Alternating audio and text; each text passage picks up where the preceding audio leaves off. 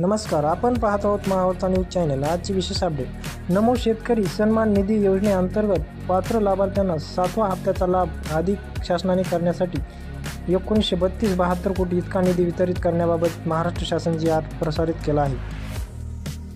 सन 2023-24च्या अर्थसंकल्पीय भाषणामध्ये प्रधानमंत्री किसान सन्मान निधी योजनेत राज्य शासनाच्या अनुदानाची भर घालणारा नमो शेतकरी महासन्मान निधी ही योजना घोषित करण्यात आली। त्यास अनुसरून केंद्र शासनाच्या प्रधानमंत्री किसान सन्मान निधी योजनेअंतर्गत देण्यात येणाऱ्या प्रतिवर्षीय प्रति शेतकरी 6,000 रुपये या अनुदानामध्ये राज्य शासनाचे आणखी 6,000 इतक्या निधीची भर घालणारी नमो शेतकरी महासन्मान निधी ही योजना राबवण्यात संदर्भात येथील महाराष्ट्र शासन निर्णयाच्या मान्यता देण्यात आली आहे।